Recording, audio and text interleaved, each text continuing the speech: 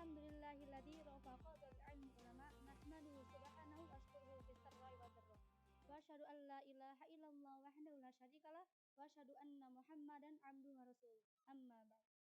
Qala Allah ta'ala fil Qur'anil Karim ba'da na'udzu billahi minasy syaithanir rajim. Kuntum khairu ummatin ukhrijat lin-nas. Wa qala Rasulullah sallallahu alaihi wasallam qaidu dhurril mujahidin fi hadits syarif Man ta'allama al-Quran khairukum man ta'allama al-Quran wa 'allama. Puji dan syukur hanya milik Allah Azza wa Jalla yang menguasai seluruh yang ada di dunia dan juga di langit, yang telah melimpahkan segala karunia-Nya, rahmat serta nikmat-Nya sehingga kita mampu hadir dalam majelis yang mudah-mudahan Allah berkahi dan Allah limpahkan segala rahmat-Nya kepada kita semua.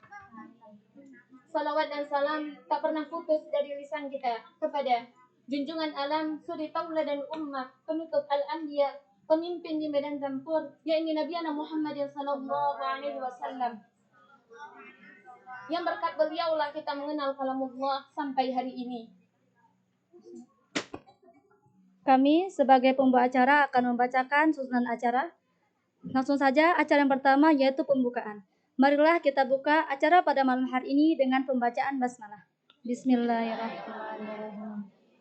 Acara kedua yakni tilawatul Quran oleh saudari Miftahur Rahmah. Kepada saudari Miftahur Rahmah dipersilahkan waktu dan tempat. Ini. Deg-degan aku enggak.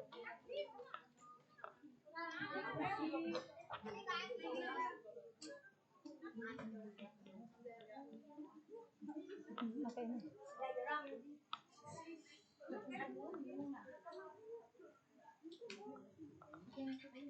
Mau kayak gitu kan gede? Yang ini pengen gede? Yang kecil?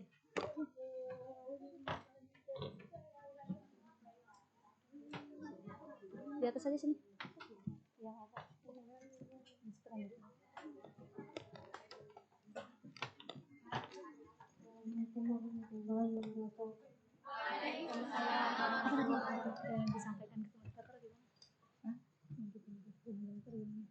A'udzu billahi minasy syaithanir rajim. Bismillahirrahmanirrahim. Yas'alunaka 'anil anfal. Lil anfalu lillahi war rasul. Fattaqullaha wa aslihu dzata bainikum wa athi'ullaha wa rasulahu in kuntum mu'minin.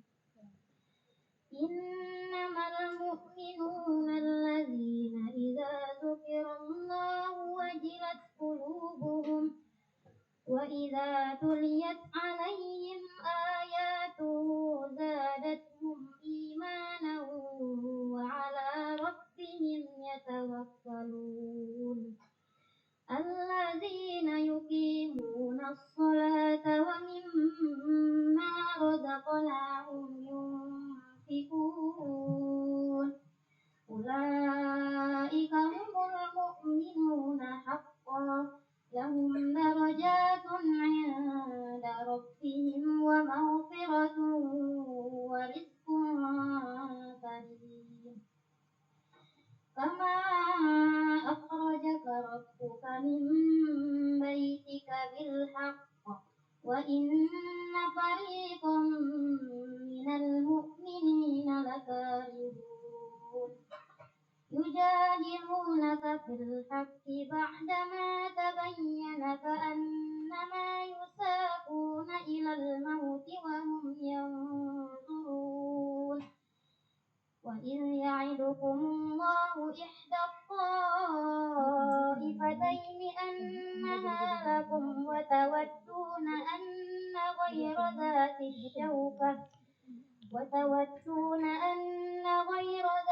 syawkati takunu lakum wa yuridullahu an yuhiqqal haqqa bi kalimatihi wa yaqta'a dabira الكافرين ليحق الحق ويبطل الباطل ولو كره المجرمون صدق الله العظيم.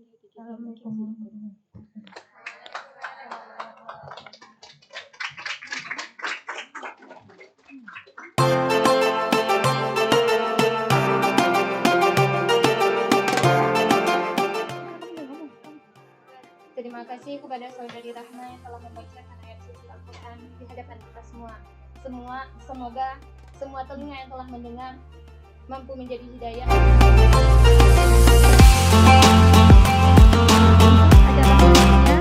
Langsung saja kita serahkan kepada moderator dan narasumber kita, kepada Ustazah Ayu dan Saudah, kami persilakan.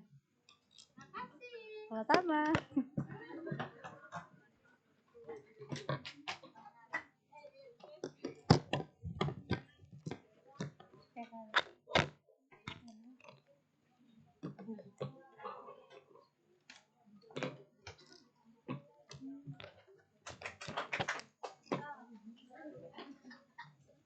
Mau tepuk tangan? Gak apa-apa, tepuk tangan aja dulu.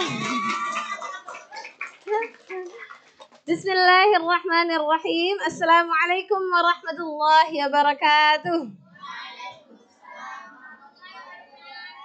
Alhamdulillahi rabbil alamin. Wa bihi nasta'in ala umurid dunya waddin. Wassalatu wassalamu ala ashrafil anbiya'i wal mursalin sayyidina wa maulana Muhammadin wa ala alihi wa sahbihi ajma'in. Allahumma la sahla illa ma ja'altahu sahla wa anta taj'alul huzna was sa'bah idza syi'ta sahla. Allahumma akhrijna min dhulumatil wahmi wa akrimna minka binuril fahmi waftah alaina bima'rifatil ilmi wa sahhil lana abwaaba fadlik. Rabbi shrah li sadri wa yassir li amri wahlul 'uqdatam min lisani yafqahu qawli. Amin amin ya rabbal alamin. Kaifa halukunna ya banat?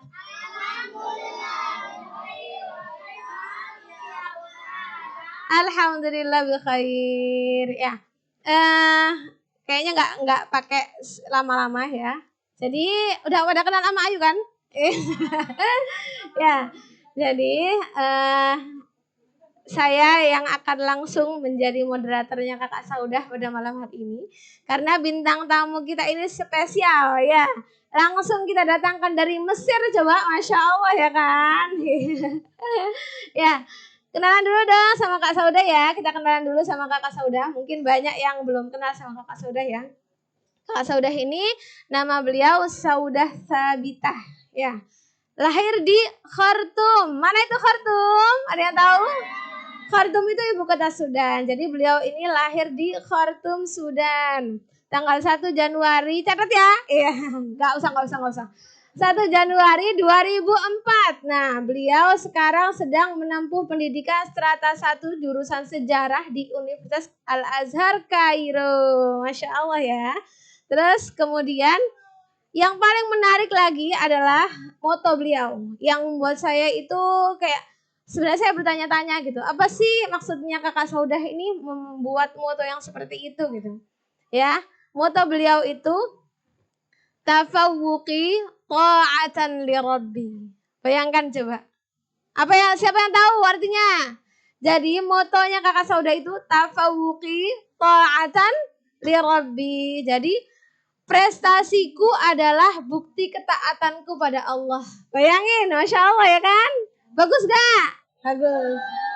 Nah, awal mula Kakak Saudah punya moto ini seperti apa sih? Mungkin banyak sekali ya yang belum tahu, belum punya moto di sini, ya enggak? Coba angkat tangan, siapa yang belum punya moto? Ya, siapa yang udah punya moto? Tuh kan, ada yang enggak punya tapi enggak angkat tangan lah ya, gimana ya kan? Terus kemudian sekarang kita akan mendengarkan penjelasan Kakak Saudah. Kenapa sih Kakak Saudah milih motonya seperti itu? Silakan Kakak. Bismillahirrahmanirrahim. Langsung aja tanya apa dulu? Langsung aja atau nyapa dulu? Nyapa dulu. Okay. Bismillahirrahmanirrahim. Assalamualaikum warahmatullahi wabarakatuh. Waalaikumsalam. Maaf ya, ada deg-degan. Bismillahirrahmanirrahim. Sebenarnya moto saya itu cara bacanya ada dua. Cara baca versi Ama Ayu sama cara baca versi saya.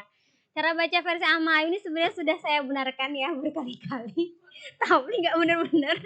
Jadi anggaplah moto saya itu punya dua cara baca. Bismillah, dari saya itu sebenarnya cara bacanya tafawwaqi ta'atan li rabbi, berprestasilah sebagai bentuk ketaatan kamu kepada Tuhanmu atau kepada Allah. Kalau versinya sama Ayu, prestasiku adalah bentuk ketaatan kepada Allah. Kenapa saya memilih moto itu? Karena sebenarnya saya ini orang yang nggak ambisius, dan semua orang mungkin banyak ya orang yang mengira kalau Saudah itu ambisius karena punya pencapaian banyak di umur yang masih muda. Itu tanggapan orang-orang. Padahal sebenarnya saya itu merasa saya tuh nggak ambisius sama sekali, bahkan lebih oleng ke malas ya orangnya. Itu bukan saya aja yang ngomong kayak gitu, itu orang tua saya, umi saya juga ngomong kayak gitu. Jadi sebenarnya saya orangnya nggak ambisius sama sekali. Saya bahkan dulu itu nggak paham kenapa sih saya itu mesti berprestasi, mesti menjadi yang terbaik di kelas. Karena misalnya bilang kamu jangan mau jadi yang biasa-biasa aja di kelas, kamu harus jadi yang terbaik, kamu harus jadi yang pertama. Saya tuh nggak pernah medulin kata-kata itu karena saya nggak punya alasan untuk menjadi yang terbaik. Kenapa sih mesti menjadi yang terbaik gitu? Kenapa sih saya mesti susah-susah gitu belajar, susah-susah berpartisipasi di kelas untuk menjadi yang terbaik itu? Sampai suatu saat ketika saya di Giza, jadi kan kalau di Mesir itu rumahnya apartemen ya bentuknya. Apartemen itu berarti rumahnya tuh nggak nempel tanah gitu loh. Maksudnya tuh gedung, terus rumah saya misalnya di lantai 6 gitu ya. Nah, rumah saya di Mesir itu emang di lantai 6 dan itu pakai tangga. Jadi nggak ada lift, pakai tangga. Nah, saya nggak tahu siapa ada orang yang menempelkan stiker di salah satu dinding tangga-tangga itu. Stikernya itu bagus, tulisannya itu tafawwaqi ta'atan li rabbi gitu. Di situ kan nggak ada harokatnya ya. Jadi bisa dibaca tafawwaqi atau tafawwaqi gitu. Tapi di situ karena saya saat itu mencari alasan kenapa saya mesti berprestasi, maka saya bacanya tafawwaqi. Karena kan emang orang kalau melihat sesuatu itu kan sesuai dengan keadaan dirinya ya. Jadi karena keadaan saya saat itu sedang belum punya prestasi apapun dan ingin mencari alasan kenapa saya mesti berprestasi, jadi saya membaca itu sebagai fi'il amr, sebagai arahan, sebagai suruhan, sebagai perintah kepada saya gitu. Jadi saya bacanya tafawwaqi ta'atan li rabbi gitu. Saya merasa ternyata prestasi itu adalah bentuk ketaatan kita, bentuk ketaatan saya kepada Allah gitu. Mungkin umi saya sebenarnya udah sering bilang gitu, kalau kamu berprestasi itu orang itu jadi memperhatikan kamu, kamu jadi mudah berdakwah, kamu jadi orang tuh jadi mudah menghormati kamu. Tapi mungkin pesan itu belum sampai ke hati saya. Tapi ketika saya melihat kata-kata itu dan saya lihat itu berkali-kali di tangga, kan saya tinggal di Giza itu selama 2 tahun ya. Jadi selama 2 tahun saya selalu melihat kalimat itu di tangga. Saya di situ baru ngena tuh. Jadi dengan saya berprestasi itu itu sebagai salah satu usaha saya untuk menaati Allah gitu, sebagai bentuk usaha saya untuk mengabdi kepada Allah, untuk mencari ridhonya. Karena orang-orang yang dilihat di dunia ini, orang-orang yang perkataannya didengarkan, orang-orang yang diperhatikan, orang-orang yang dianut, diikuti oleh banyak orang, itu adalah orang yang berprestasi. Kalau kamu gak berprestasi, gak ada orang yang mau dengerin ceramah kamu gitu, gak ada orang yang mau dengerin dakwah kamu. Kamu suruh dia sholat, loh kamu siapa nyuruh aku sholat, kamu siapa nyuruh aku baca Quran gitu. Jadi emang kadar manusia itu tidak dilihat dari prestasinya, tapi kita kan harus melihat realita dunia ya. Manusia itu mau ngelihat dari mana kalau gak ada prestasi? Kan yang tahu takwa itu siapa? Allah. Tapi manusia taunya dari mana? Manusia kan tahu dari prestasi, dari akhlak. Nah, dari situlah kita membangun diri kita bagaimana supaya kebermanfaatan kita sebagai manusia itu lebih luas gitu. Karena kalau kita nggak berprestasi, yang percaya sama kita itu bisa jadi cuman adik kita, keluarga kita, karena dia tahu kita secara personal, secara pribadi. Tapi kalau orang lain di luar sana Masa mereka mau kenalan dulu sama kita, mau tinggal dulu sama kita setahun 2 tahun, baru kita bisa dakwah ke mereka? Kan enggak. Karena prestasi-prestasi itu juga yang akan mengantarkan saya supaya saya bisa bertemu dengan orang-orang berprestasi lainnya gitu. Supaya saya bisa belajar lebih banyak, saya harus menjadi orang yang ya mau belajar lebih banyak gitu. Misalnya orang-orang keren itu biasanya kuliah di mana sih? Mereka biasanya kuliah misalnya di luar negeri gitu ya. Nah, kalau mau keluar negeri ini kan kita nggak bisa kalau kita banyak, maksudnya kalau kita nggak keluar negeri kita nggak bisa kalau kita nggak berprestasi ya. Kalau lewat jalur umum, misalnya kalau mau ke Mesir itu kita harus lewat tes, atau kita mau misalnya kuliah di UI aja ada jalur prestasi gitu kan. Kalau kita nggak berprestasi ya kita nggak akan bisa kenal sama orang-orang hebat juga gitu.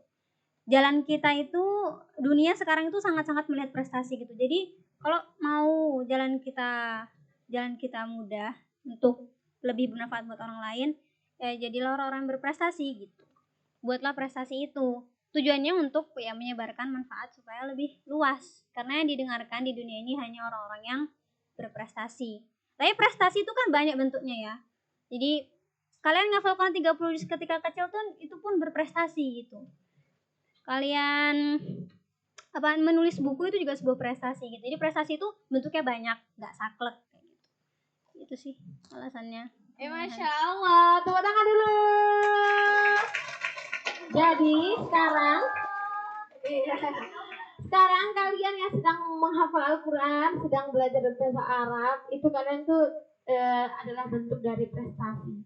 Ya, jadi jadikan hatam 30 juz kalian itu ketaatan terhadap Tuhan kalian, Allah Subhanahu wa Ta'ala. Ya, semangat gak nih? Semangat hatam 30 juz ya, semangat.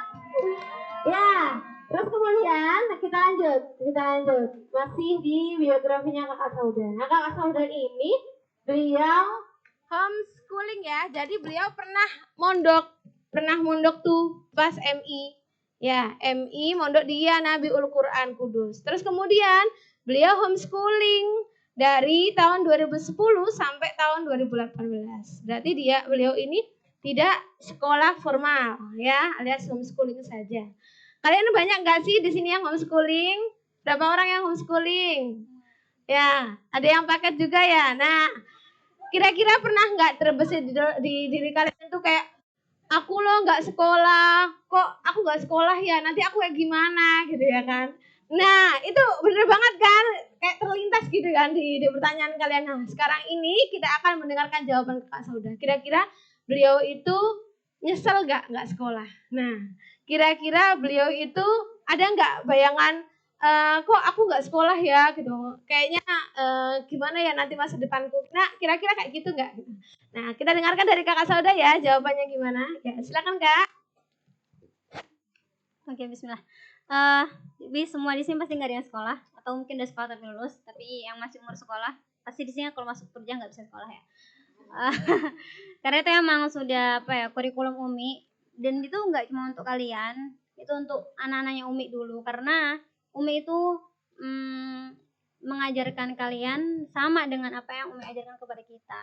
Jadi cara didik Umi ke kalian itu sama cara didik Umi ke aku gitu. Bukannya Umi ngedidik aku dengan cara lebih baik daripada kalian maka aku jadi lebih bisa, itu enggak. Karena ya kan orang itu daftarin anaknya ke Turjah, ngelihatnya kan ke anaknya Umi ya. Masa Umi ngajarinnya dengan cara yang lain, itu kan berarti kayak nggak adil gitu, nggak ngasih ilmu yang sebenar-benarnya. Jadi sebenarnya yang Umi kasih ke kalian sama yang Umi kasih ke saya, ke adik-adik itu sebenarnya sama. Kami semua itu homeschooling. Saya itu homeschooling dari kelas 3 SD. Kenapa kelas 1 dan kelas 2 SD saya nggak homeschooling? Karena waktu itu Umi belum mempunyai ilmu homeschooling itu. Masih nggak tahu, jadi taruh di sekolah dulu. Kelas 1 dan kelas 2. Dan ketika saya homeschooling itu, nggak ada orang di dunia, di Indonesia inilah. Kayaknya nggak ada gitu orang yang homeschooling selain saya. Mungkin ada ya, tapi di sekeliling saya nggak ada gitu. Nggak ada orang biasa yang homeschooling. Biasanya homeschooling itu orang artis-artis. Karena kan mereka sibuk, jadi mereka nggak bisa sekolah kayak gitu. Makanya kalian tahu siapa namanya? Kasta sama artis. Kalian tahu apa sih namanya? Lupa. Si Cinta Laura. itu kan dia membanggakan dirinya bahwa dia sekalipun artis dari kecil, tapi dia tetap sekolah. Karena kebanyakan artis atau hampir semua artis, karena kesibukannya mereka nggak sekolah, mereka homeschooling, gitu ya. Pertama kita lihat mereka aja yang untuk hal duniawi, hal yang fasik, hal yang nggak islami, itu aja mereka mau loh homeschooling, kayak gitu ya. Sementara kita tuh Al-Quran. Terus saya itu bukannya saya itu nggak pernah pengen sekolah, pernah, apalagi ketika anak Utrujah itu, saya dulu waktu masih di rumah, masih di Utrujah, saya tuh dekatnya sama mbak-mbak, saya nggak dekat sama yang seumuran saya. Rata-rata teman saya tuh anak 90-an, anak 2000 itu saya biasanya nggak dekat. Jadi mbak-mbak yang 90-an itu kan biasanya mereka udah pernah ini ya, sekolah umum di luar SD sama SMP-nya gitu. Jadi mereka baru masuk Utrujah itu ketika SMA. Mereka tuh sering gitu cerita gimana di SMP-nya tuh seru banget, mereka ada pramuka bareng, terus mereka belajar bareng sama teman-temannya gitu. Saking seringnya mereka nyeritain itu, saya tuh jadi kepengen banget sekolah gitu. Saya bilang ke Umi, saya mau sekolah, dan itu saya ngotot banget. Waktu itu Umi bilang, ya silahkan cari sekolah yang menurut kamu bagus tuh di mana gitu. Karena saya tahu banget Umi itu punya apa ya namanya, kualifikasi sendiri dalam memilih sekolah. Dan kualifikasi itu bukan hanya diimani oleh, bukan hanya dipercayai oleh Umi, tapi juga saya percayai gitu. Umi itu sering banget bilang, Umi itu pengen banget nyekolahin kamu kak, tapi ada nggak sih kak sekolah yang bahasa Arabnya bagus, pelajaran umumnya bagus, Al-Quranmu juga bagus di sana. Ada nggak sih di Indonesia yang kayak gitu? Bahasa Arabnya bagus nih, umumnya bagus, Al-Qurannya juga bagus. Ada nggak sih di Indonesia? Nggak ada ya. Zaman sekarang aja nggak ada, gimana zaman dulu? Padahal nggak dulu banget ya. Ya udah pokoknya anggaplah zaman dulu ya. Saya zaman sekarang aja nggak ada gitu, gimana zaman dulu gitu. Dan saya juga Umi tuh selalu bilang, kamu nanti kalau masuk sekolah umum, kamu bisa garansi nggak ke Umi kalau bahasa Arab kamu tetap lancar? Kamu bisa garansi nggak kalau hafalan kamu tetap lancar gitu? Dan bahasa Arab dan Al-Quran itu kan dua hal yang menurut saya sangat berharga dalam diri saya. Apa namanya? Jadi apa ya? Saya juga ikut memikirkan gitu loh, sekolah mana yang bahasa Arab saya tetap terjaga, Al-Quran saya tetap terjaga, dan umumnya juga bagus pelajaran umumnya. Karena kalau pelajaran umumnya nggak bagus, ngapain saya sekolah? Bahasa Arab sama Al-Quran udah saya dapatkan di rumah gitu. Karena sebenarnya kan sebenarnya sekolah itu harusnya, sebenarnya rumah itu sekolah, sebenarnya sekolah itu rumah. Ya intinya harusnya kita sekolah di rumah kan, cuman karena di rumah itu terbatas. Misalnya orang tua kita nggak bisa ngajarin kita bahasa Inggris, jadi kita mesti belajar sama orang lain. Padahal asli sekolah itu kan di rumah kan. Jadi kalau saya udah dapetin di rumah, apa yang saya cari di luar? Yang saya cari di luar kan apa? Pelajar umum. Karena Umi nggak punya waktu untuk ngajarin saya. Karena Umi juga bukan expert di bidang itu ya.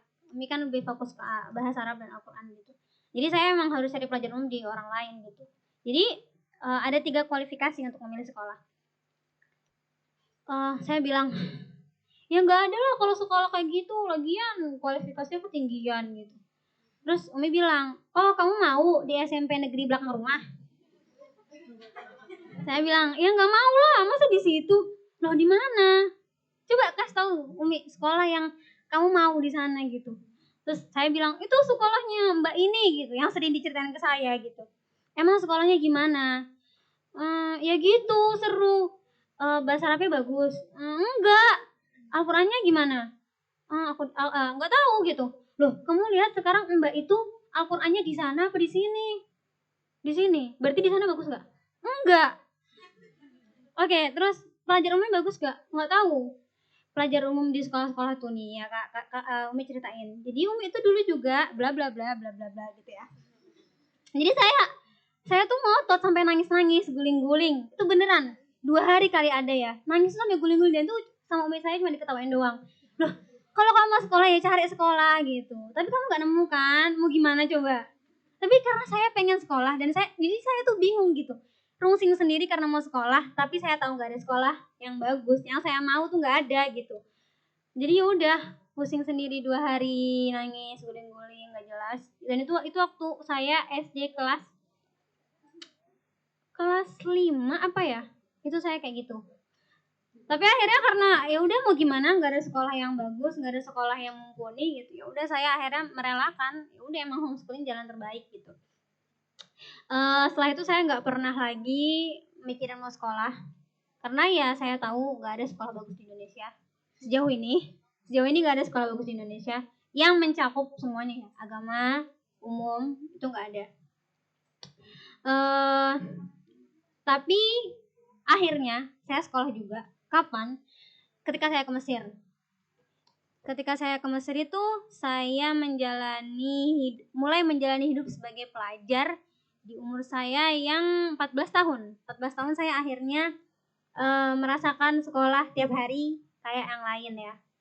Harusnya tiap hari, tapi saya nggak tiap hari karena waktu itu saya punya idealisme bahwa saya ke Mesir untuk Al-Quran. Terus kenapa saya sekolah kayak gitu? Saya sekolah hanya untuk mencari visa, bukan keinginan saya, bukan tujuan saya ke Mesir. Jadi saya ke sekolah itu cuman ya buat apa ya, biar nggak dikeluarin aja gitu.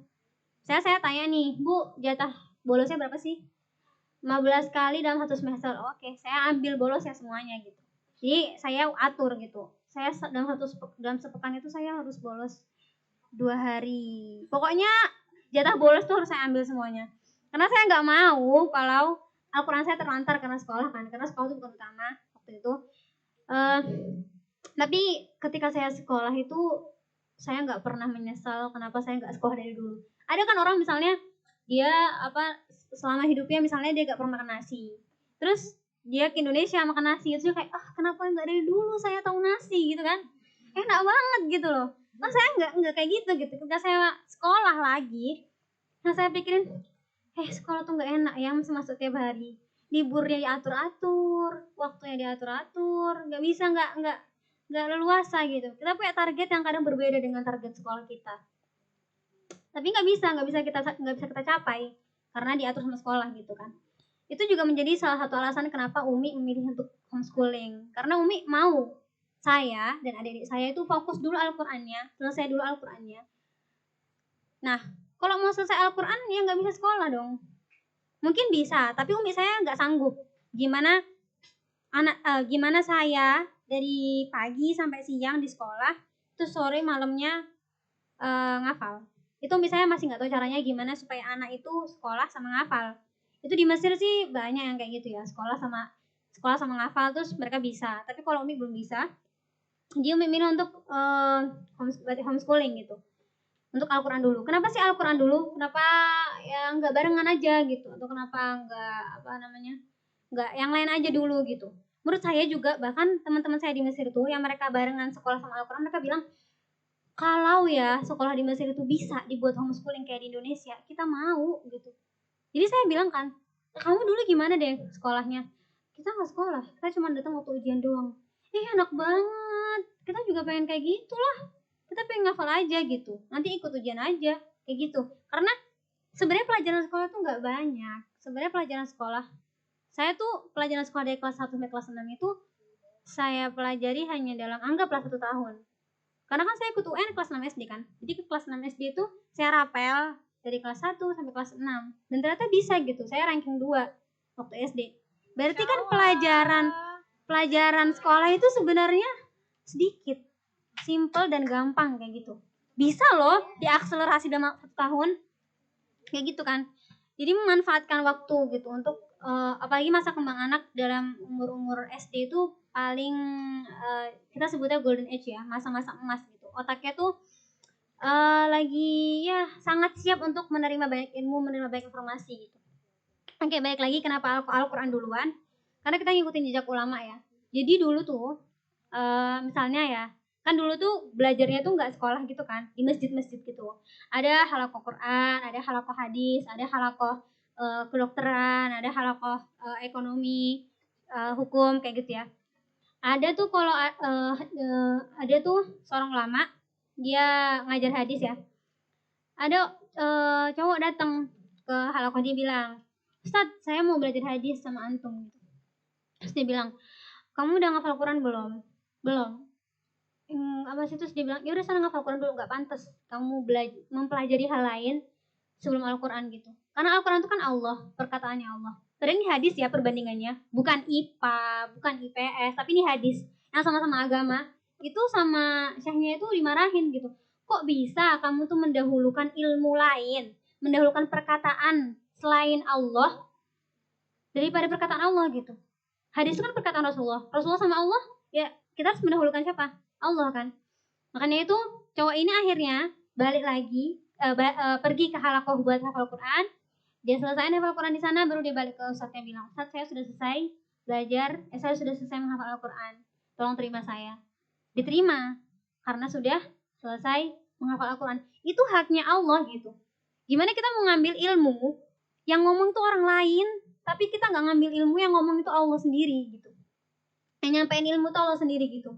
Kok bisa-bisanya kita dengerin guru kita di sekolah ngajarin fisika, ngajarin kimia, bahkan kurikulum Indonesia pun itu nggak Islami, ngajarin sejarah yang sejarahnya bohong, ngajarin ilmu biologinya bohong, ikutin teori evolusinya Darwin gitu.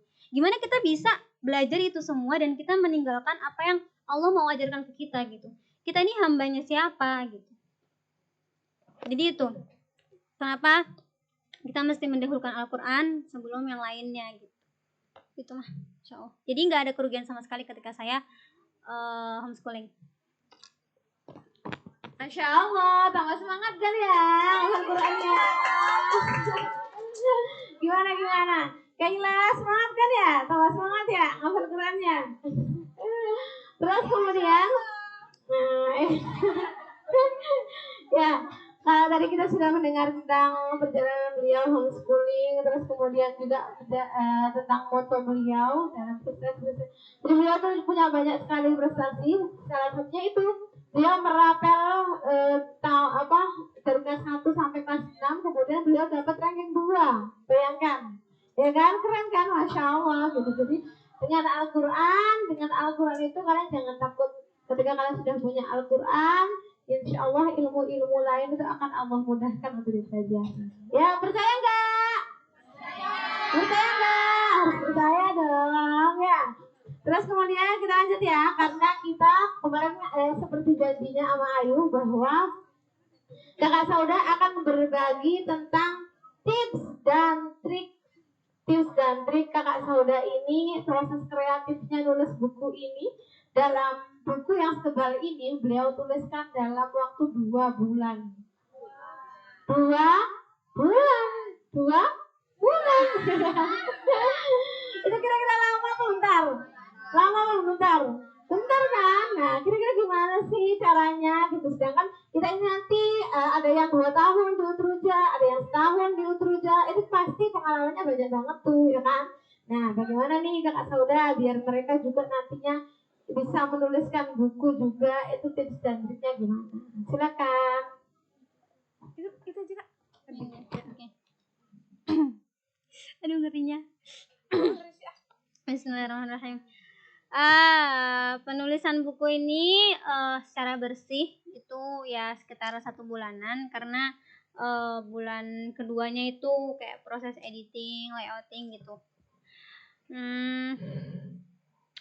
Pertama, sebenarnya pembuatan buku ini tuh sudah direncanakan dari tahun 2019, pertengahan tahun 2019. Waktu itu kepengennya buku ini tuh terbit Januari 2020 biar kayak samaan gitu sama hari lahir saya gitu ya. Tapi ternyata banyak kendala internal, yaitu adalah yang paling terbesar adalah saya merasa nggak pede. Saya merasa nggak pede bisa nulis. Karena kan yang menurut saya gimana ya, saya tuh kan sering baca buku ya, terus bukunya tuh kayak keren-keren gitu. Saya ngerasa saya kayaknya nggak bisa deh nulis buku sekeren itu gitu. Misalnya anggaplah yang sering biasanya kita baca apa sih, dulu sih saya sering baca Tereli. Ada yang sering baca Tereli nggak di sini? Nah, saya tuh patokannya tuh sama Tereli gitu. Tereli tuh bahasanya bagus banget gitu. Gimana coba mau nulis yang kayak gitu yang bahasanya sebagus Tereli gitu. Jadi saya itu nggak nulis. Disuruh nulis itu nggak nulis. Jadi saya cuma mikir gimana ya gitu doang. Gimana ya kayak gitu. Terus misalnya menulis tuh kenapa nggak, misalnya tanya, kenapa nggak nulis-nulis, saya tuh juga nggak pede dengan kisah hidup saya sendiri. Saya ngerasa siapa sih yang mau baca kisahku gitu, siapa sih, ngapain gitu loh, ngapain, aku tuh lo biasa aja, maksudnya ngapain aja gitu, emang siapa yang mau baca kayak gitu. Udah biasa aja gimana nih? Saya ngerasa pertama nggak percaya diri dengan kemampuan saya untuk saya menulis, terus kedua juga saya nggak percaya diri dengan kisah hidup saya gitu. Nah, gimana ya, bahkan ketika saya memulai pun saya sebenarnya masih nggak percaya diri gitu. Ketika saya akhirnya mulai nulis, jadi tahun 2019 itu saya nggak selesai nulis, saya balik ke Mesir. Jadi saya ngerencanain bikin buku tuh ketika saya sedang liburan di Indonesia. Dibilang liburan juga enggak, karena sebenarnya itu drama banget gitu. Saya itu pulang, tapi itu pulang itu mepet di antara 2 ujian. Jadi saya ujian UAS kelas 2 SMA, terus saya itu mau pulang, pengen pulang karena udah lama gak pulang, tapi nilai itu belum turun. Jadi saya nggak tahu saya itu ada pelajaran yang remet atau enggak. Kalau saya ada pelajaran remet kan saya harus ikut ujian remetnya kan baru bisa pulang. Tapi karena Azhar itu Masya Allah banget ya, dia tuh nggak mau nurunin nilai, dia tuh mau nurunin nilainya terserah dia gitu. Dia nggak mau ngasih tau kita, jadi nggak ada kepastian gitu. Nah susah kan kalau nggak ada kepastian tuh. Sampai akhirnya saya tuh ngerasa, saya tuh gini, ya udahlah kalau nggak lulus juga biarin aja gitu, orang mau pulang ditahan-tahan gitu kan. Akhirnya saya pulang, tapi ketika saya pulang itu saya ceritanya pengen ikut UAS kelas 3. Tapi UAS kelas 3 ini juga belum ditentuin tanggalnya, jadi nggak jelas gitu loh. Akhirnya saya pulang kan, terus om itu sebenarnya bilang, loh kamu nanti kalau kamu pulang terus tiba-tiba orangnya ngumumin seminggu lagi ujian UAS kelas 3, kamu gimana? Ya udah nggak usah ikut, nggak jadi gitu, maksudnya nggak jadi ikut gitu. Awalnya saya ngomong kayak gitu kan, sampai di rumah baru sekitar sebulanan apa ya, tiba-tiba nilai turun, alhamdulillah nggak ada remet, jadi saya bisa ikut ujian UAS kelas 3. Terus sepekan setelah itu turun pengumuman kalau ujian kelas 3 insya Allah akan dilaksanakan sepekan kemudian. Udah tuh saya baru pulang, baru sebulan, belum ngapa-ngapain di rumah. Jadi harus cepet-cepet siap-siap ke sana. Nah, ketika saya terburu-buru sedang bersiap-siap ke sana itu, Umi itu ngasih ide gitu. Kak, gimana kalau kamu bikin buku? Jadi saya buru-buru siap-siap, disambil juga Umi bilang, gimana kalau kamu bikin buku? Jadi diajak brainstorming sama Umi. Nah, gimana kalau kamu bikin buku? Kenapa kamu bikin buku? Alasannya dan lain-lain gitu. Diajak ngomong sama Umi. Dan karena saya ini orangnya, anggaplah kata Umi saya tuh penurut. Jadi waktu itu saya bilang kayak gini, ya udah iya gitu. Maksudnya ya udah iya tuh ya udah iya nanti. Dipikirnya tuh nanti gitu, nggak sekarang. Tapi ternyata Umi kan orangnya ini ya, cepat gitu, tak gitu. Jadi ketika saya bilang iya, ayo malam ini dibahas. Maksud saya iya tuh nanti gitu. Karena emang saya sebenarnya pengen nulis buku, tapi nanti ketika saya udah umur 20-an mungkin. Nanti lah gitu pokoknya. Tapi bilang, "Ya udah ayo dibahas sekarang." Nah, karena saya udah bilang iya, terus maka saya bilang, "Ya enggak lah nanti." Nanti saya dicapnya, kamu ini enggak teguh pendirian gitu." Padahal udah bilang iya kan gitu. Ya udah, saya ngikutin aja gitu alurnya. Kan karena gini, saya orang yang enggak ambisius ya. Di sinilah kalian bisa melihat saya tuh orang enggak ambisius. Jadi Umi kan ini ngajak saya ngobrol, kamu kira-kira mau nulis buku kenapa, tujuannya apa gitu ya. Saya jawab aja,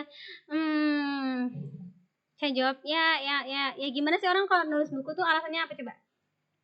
Sebagai kita orang muslim, alasannya adalah pengen bermanfaat. Jadi saya jawab pengen bermanfaat. Udah gitu kan, udah tuh tujuannya gimana, tapi kan nggak bisa terlalu rinci kan, waktu saya emang sedang buru-buru siap-siap pulang juga. Jadi saya ya udahlah, palingan ini juga cuma ngobrol-ngobrol aja gitu, gak beneran nulis buku, gak bener. Nah di sini kan saya nggak ambisius nih, makanya oh ya udah gitu, nanti gitu loh, kapan-kapan dilanjutin lagi gitu ngobrolnya. Pas pulang ke Mesir tuh, sampai di Mesir tuh ternyata Umi itu nagih terus gitu, Kak ayo cepetan, kamu udah nulis berapa halaman? Hah, tiba-tiba kok nulis berapa halaman? Aku aja nggak tahu kalau nulis tuh sudah serius gitu. Jadi tuh awalnya setelah itu saya baru kayak, oh ternyata tuh serius ya. Jadi saya akhirnya mulai mendalami lagi apa sih, tapi ini saya sadar serius ini setelah saya balik ke Mesir. Tapi saya mulai kerja serius di buku ini mungkin 1 tahun kemudian. Nggak serius juga sebenarnya ya. Serius deh, serius. Lebih serius maksudnya. Lebih serius. Tapi nggak serius, lebih serius. Jadi saya mulai coret-coret di HP. Tujuannya itu apa? Terus kira-kira gimana bahasanya gitu. Saya udah mulai nulis. Tapi itu cuman tahu nggak? Yang di note HP itu, sehalaman note HP itu udah selesai. Saya merasa udah banyak itu nulis kayak gitu, kayak udah banyak, nanti aja lagi dilanjutin gitu. Nanti aja lagi tuh mungkin ya sebulan lagi, 2 bulan lagi gitu. Karena nah itu aku pertama saya masih takut gitu, masih nggak pede. Intinya itulah dari dalam diri sendiri itu merasa nggak pantas ya. Saya tuh siapa sih gitu nulis buku. Cerita saya tuh bisa menginspirasi berapa orang sih? Orang cerita saya lo biasa aja gitu sama kayak yang lain. Bahkan mungkin ada yang lebih hebat daripada saya gitu. Bagi dalam perjalanan mungkin saya ini banyak teman-teman seangkatan saya itu yang lebih hebat daripada saya, yang lebih mungkin daripada saya. Jadi saya merasa kayak ya saya tuh lo biasa-biasa aja, atau mungkin saya tuh sebenarnya malah terlalu biasa gitu. Jadi saya bener-bener nulis buku tuh maju mundur gitu. Saya bahkan mikirnya kayak udahlah biar aja gitu. Kalau minanya tuh kayak iya gitu, tapi sebenarnya nggak dikerjain gitu. Soalnya kan saya di Mesir, Umi di Indonesia, mau ngapain coba? Kan Umi cuma bisa ngechat, Kak gimana proses bukunya? Ya belum Mi gitu. Nanti Umi tanya, kenapa kok belum? Ya tinggal nggak usah dirit aja. Jadi gitu. Awal nulis buku tuh penuh dengan ketakutan. Takut gak bisa, takut ya gak percaya diri gitu, takut gak bisa menyampaikan apa yang pengen saya sampaikan gitu. Tapi waktu saya liburan sampai akhirnya itu ditunda terus sampai tahun 2021 kemarin bulan April saya rencananya pulang 2 bulan itu buat liburan membayar pulang saya sebelumnya nggak ada liburannya sama sekali. Jadi saya pulang tuh benar-benar buat liburan. Tahu-tahu sampai rumah bilang kayak gini, Kak ayo kita bikin acara judulnya bedah orat-oratan Saudah. Jadi tuh ngebedah buku kamu. Oh gini, bukuku aja belum ada apa-apanya, 1 halaman aja nggak ada, tapi udah mau bikin acara bedah orat-oratan Saudah. Udah mau bedah buku aja 2 bulan lagi. Awalnya saya kan kiranya Umi main-main ya, ini salahnya saya gitu, karena Umi itu gak pernah main-main.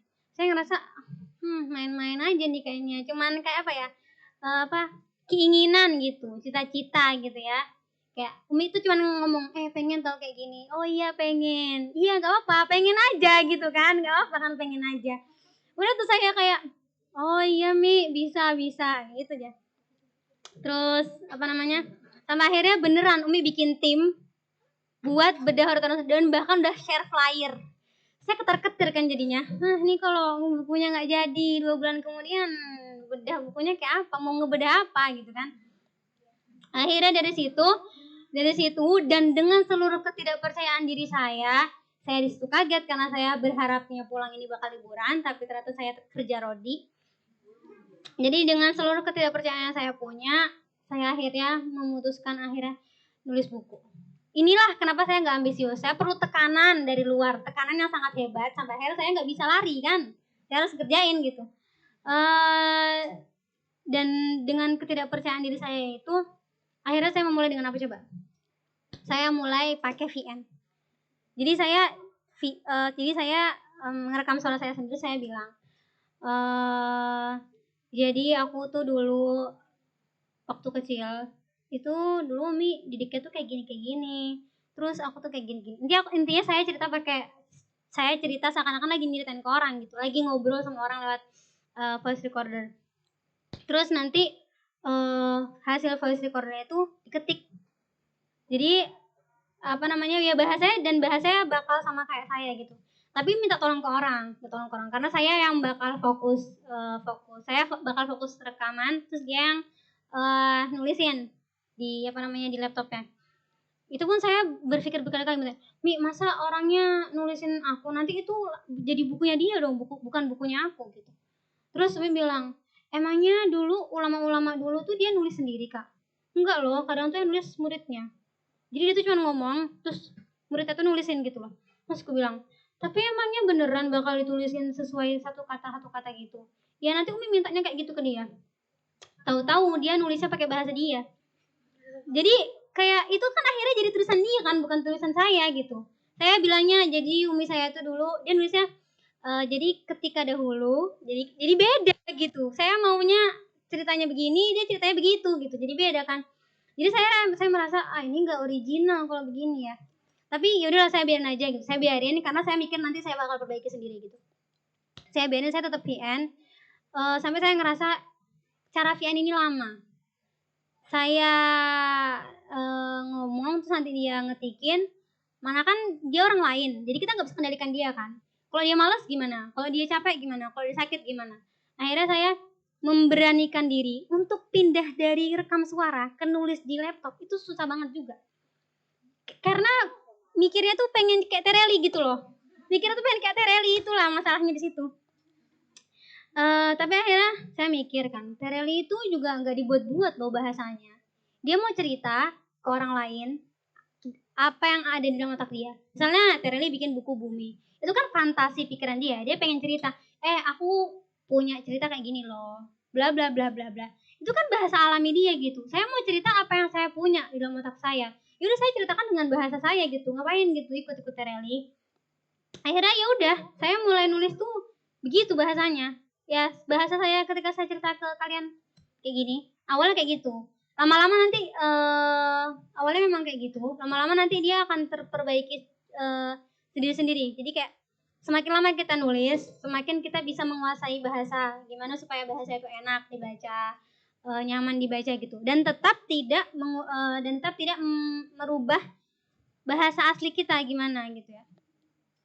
Jadi saya nulis dengan bahasa saya sendiri, makanya bahasa Gotumutken tuh kayak nggak bahasa baku gitu, bahasa kayak lagi ngobrol sama orang. Karena emang saya nulisnya kayak gitu. Emang cara saya nulis gitu, emang cara saya ketika saya bercerita kepada orang. Akhirnya saya memberanikan diri untuk nulis. Dan karena saya ini penulis pemula, saya tuh sehari tuh mungkin cuma bisa nulis 5 halaman, dan bagi saya tuh udah banyak banget. Selalu bilang, kamu nulis berapa hari ini? 3 halaman. Kok dikit banget? Emang segitu, Mi. Bisa misalnya nanti Umi tanya lagi, kamu nulis berapa halaman, Kak? 5, udah banyak tau Umi itu kayak gitu. Dikitnya udah banyak loh itu. Kayak mana saya tuh juga nulis di laptop tuh nggak lancar banget gitu. Kan tau nggak sih orang yang kalau nulis pakai 10 jari? Saya tuh nulisnya nggak 10 jari loh. Saya tuh nulisnya ngetiknya tuh 2 jari. Kelihatannya kayak 10 jari, tapi sebenarnya 2 jari aja dipakai. Jadi kayak tau nggak, naruh jari kayak gini, tapi sebenarnya gerak cuma satu.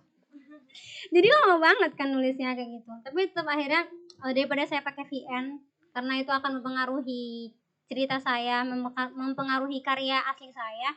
Jadi saya akhirnya lanjut untuk nulis itu. Setelah nulis itu kendalanya jadi makin beragam. Salah satu misalnya saya mau nulis sesuatu, tapi saya mau nulis tapi nggak tahu mau nulis apa gitu.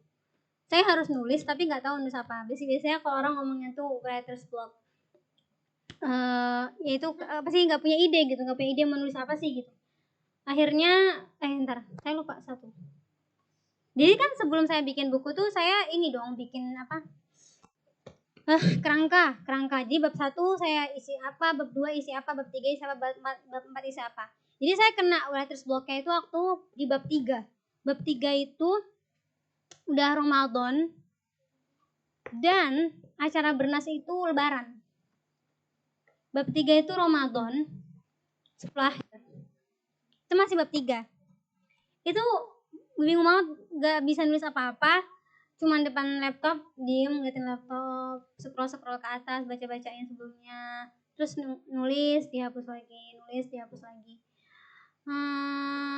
kayak gitu aja terus sampai akhirnya saya mikir, kok nggak selesai di bab 3, ini bab 4 nggak bisa jalan. Kalau cuman mikirnya harus jalan berurutan ya. Akhirnya saya yaudah tinggal bab 3, kita mulai dari bab 4. Jadi nulis itu nggak mesti berurutan dari awal. kita bisa nulis dari mana aja. Misalnya ide yang lagi datang itu di bagian tengahnya, di bagian akhirnya, ya tulis aja selama ide itu lagi datang gitu. Nanti di bagian kosongnya itu bisa bisa dipenuhin jalan gitu. Jadi bab 3 saya tinggalin dulu. Saya selesaikan dulu bab 4. Setelah itu baru saya lanjut ke bab 3. Bab 1 sama bab 2 itu juga nggak urut dari awal sampai akhir. Karena kan ini kan kisah hidup ya. Jadi ada banyak hal yang saya lupa kan. Misalnya saya udah nulis dari awal sampai akhir. Begitu aku sampai akhir saya mikir, di tengah-tengah kan harusnya ada ini. Nah, baru saya balik ke tengah, saya edit dikit biar nyambung sama cerita tambahan saya. Nanti kayak gitu aja terus. Jadi pokoknya kalau nulis tuh mulai aja nulis, nanti lama-lama bisa. Ya jangan mikirin harus urut, jangan mikirin bahasa gimana, jangan mikirin yang baca siapa. Karena salah satu tujuan saya ketika saya brainstorming secara serius dengan Umi, salah satu tujuan saya itu adalah mau belajar nulis. Karena menulis itu adalah salah satu bagian dari cara kita berkomunikasi, cara kita menyampaikan ide kita. Kita tuh diciptakan sama Allah di dunia ini bukan untuk menjadi orang biasa-biasa saja. Kita ini diciptakan sama Allah di dunia ini tuh untuk menjadi seorang pemimpin. Makanya itu doanya, Rabbana hab lana min azwajina wa dzurriyyatina qurrata a'yun waj'alna lil muttaqina imama. Kita diajarin sama Allah, gini loh kamu minta doa itu bukan jadi orang biasa-biasa aja. Waj'alna lil muttaqina imam. Jadikan kami imam, jadikan kami pemimpin untuk orang-orang muttaqin. Ada hadisnya Rasulullah yang bilang, kullukum ra'in wa kullukum mas'ulun an ra'iyatihi. Kalian semuanya itu, masing-masing dari kalian itu semua adalah pemimpin. Dan setiap pemimpin itu diminta tanggung jawab atas apapun yang dipimpinnya.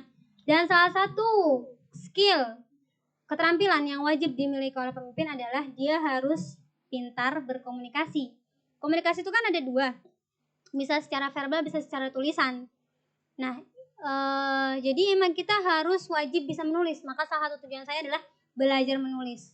Dengan buku ini saya ingin bisa menulis, ingin bisa belajar menulis gitu. Lalu kedua adalah saya pengen bisa menginspirasi orang sesedikit apapun itu. Misalnya dari buku 300 ini yang bisa menginspirasi cuma satu kalimat, ya gak apa, yang penting itu bisa menginspirasi gitu. Yang penting itu saya ngasih manfaat ke orang. Karena salah satu sifatnya Rasulullah apa? Ya, tabligh. Jadi kita emang harus menyampaikan, katanya Rasulullah, balighu anni walau ayah. Jadi walaupun hanya satu kalimat yang menginspirasi antunna, menginspirasi orang-orang di dunia sana, saya akan merasa sangat-sangat bersyukur, saya akan merasa sangat-sangat bahagia karena setidaknya saya tuh sudah mengamalkan salah satu hadis Rasulullah gitu. Balighu anni walau, saya sudah menyampaikan gitu. Saya sudah menyampaikan. Jadi itu tujuan terbesarnya emang pertama itu adalah belajar dan ingin menginspirasi orang. Karena kan kita di dunia ini emang khairukum anfa'ukum linnas, jadi sebaik-baik manusia adalah yang memberi manfaat. Kalau kita nggak ngomong, kita nggak akan bisa memberi manfaat. Kalau kita nggak nulis, kita nggak akan bisa memberi manfaat. Terus kenapa sih mesti nulis bukan yang ngomong? Karena teknologi video itu baru ada sekarang ya. Jadi kalau orang itu kalau ngomong tuh lebih abadi video atau buku? Lebih abadi buku, karena itu sudah terjamin bahkan dari berabad-abad sebelum Masehi.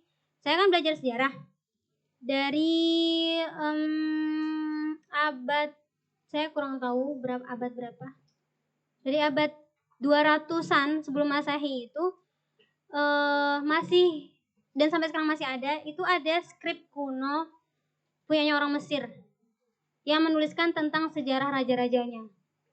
Itu penulisnya abadi sampai sekarang gitu. Maksudnya para sejarawan tuh tahu, oh jadi zaman dulu tuh ada penulis namanya ini, dia menceritakan tentang ini gitu. Itu abadi banget. Padahal itu ditulis 200 tahun sebelum Masehi. Berarti dari sini kita bisa menyimpulkan bahwa sementara raja-raja dulu perkataannya itu kita cuma bisa tahu sedikit-sedikit dari yang ditulisin doang sama penulisnya. Kalau raja itu nggak punya penulis, kita nggak akan tahu dia ngomong apa dulunya. Karena kalau kita nyampein doang ke, misalnya saya nyampein ke Mahayu sholatnya jangan lama-lama. Terus misalnya sama Ayu nasihat orang lain itu bisa jadi berubah. Penyampaian saya pesannya jadi berubah gitu. Karena itu memang kalau kalian misalnya ya, kalau dulu tuh ada game 5 orang berjajar. Ya 5 orang tuh ya berjajar. Terus satu orang dibisikin satu kalimat. Satu kalimat ini disuruh sampaikan ke temennya depannya, temennya lagi sampaikan sampai ke ujung. Ternyata kalimat yang sampai di orang yang paling ujung itu beda dengan kalimat yang disampaikan sama orang pertama. Itu artinya kalau kita hanya mengandalkan lisan, hanya mengandalkan komunikasi secara verbal, itu pesan kita bisa jadi cepat berubah atau gampang diubah sama orang gitu. Jadi emang menurut saya tulisan itu adalah media yang paling efektif untuk menyampaikan risalah yang ingin kita sampaikan kepada manusia. Semoga jelas ya, karena rada-rada deg-degan. Ya, Masya Allah. Tepuk tangan dulu. Ya, jadi yang Amah Ayu ini garis bawah ya. Jadi kalau kata Kakak Sauda tuh jangan menunggu sempurna untuk menjadi seorang penulis, ya kan? Misalnya kalian bisa nulis quotes, misalnya quote-quote Sarmini misalnya, kalian kumpulin. Nah, awalnya itu kayak gimana sih kok bisa Sarmini mengeluarkan quotes itu? Nah, itu juga bisa, ya kan? Nah, terus misalnya siapa yang suka ngasih quotes misalnya gitu, nah kan? Kalau bahasa Arab mah gak banyak quotesnya mah itu. Nah, terus kemudian coret-coret aja dulu, ya kan, gimana bahasanya, satu note HP, jadi coret-coret aja dulu gitu, dicoret aja dulu gitu. Misalnya Arina hari ini ngapain, misalnya tidur di kelas misalnya, apa-apa dicoret aja dulu kan. Terus kemudian iya, jadi semua orang itu pasti berpikir siapa saya kok mau nulis gitu loh, siapa sih saya ini kok mau nulis gitu. Gak taunya ternyata tulisan Kak Sauda yang Kak Sauda menganggap simpel itu bisa menginspirasi orang-orang yang gak pernah terpikir bahwa perjalanan kayak gitu tuh bisa ditulis dan bisa bermanfaat untuk banyak orang gitu loh, ya kan. Saya saja, teman saya itu ketika di Sudan, saya 7 tahun di Sudan. Ya, lama apa bentar? Lama. Jadi kalian kalau masih 3 tahun di Utruja, setahun di Utruja itu gak lama. Saya dulu 3 tahun gak pulang juga biasa aja gitu, ya kan. Jadi tenang aja, 3 bulan tuh bentar gitu ya. Terus kemudian teman saya tuh bilang, ternyata sesimpel itu ya gitu. Tulisan itu sesimpel itu gitu.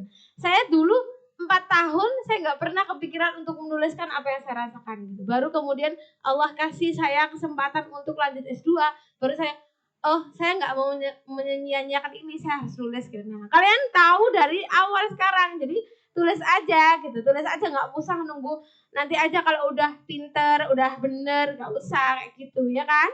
Terus kemudian apa tadi yang semakin kalian banyak menulis itu akan semakin berubah bahasanya. Saya itu pas waktu nulis tuh saya nggak pernah nanya tulisan saya ini udah bagus apa belum, saya nggak pernah nanya kayak gitu. Kenapa? Ketika kalian nanya kayak gitu, kalian pasti, ih kok jelek banget sih tulisan kamu, pasti digituin sama orang, ya kan. Sedangkan kita mau nyari motivasi, ketika kalian didownin kayak gitu, udah besoknya pasti nggak mau nulis, ya nggak. Padahal kayak, ih tulisan aku nggak bagus tahu, tulisan aku jelek tahu, pasti kayak gitu, ya kan. Nah, jadi jangan tulis aja dulu gitu. Nah, saya waktu itu juga gitu, saya nulis, kemudian saya nanya temen tuh, bagus tau, tulisan kamu bagus gitu. Gak taunya pas saya udah nulis lama, terus dia bilang, Masya Allah ya sekarang tulisan kamu bagus, jadi yang dulu apa? Gitu. Saya bilang, jadi yang dulu itu apa? Ketika kamu bilang bagus-bagus itu berarti gak bagus dong gitu. Tapi ya udah itu lewat gitu, gak apa-apa, sekarang udah bagus gitu, ya kan. Istilahnya gitulah gitu. Meskipun sekarang belum bagus, ya biasa aja gitu, ya kan. Nah seperti itu.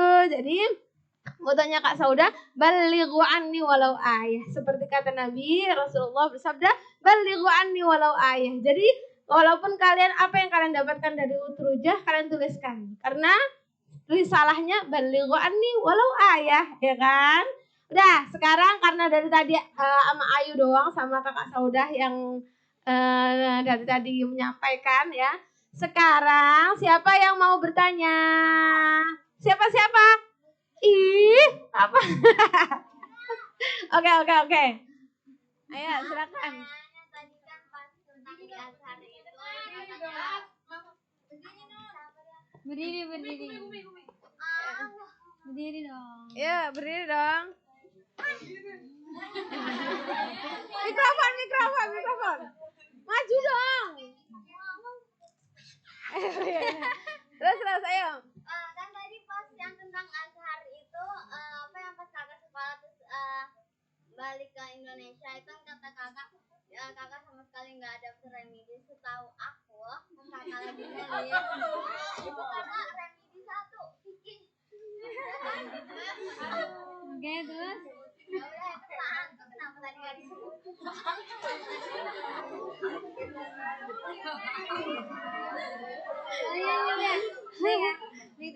Udah, itu doang. Ya Allah, itu mah nanti bisa dijawab di rumah tahu.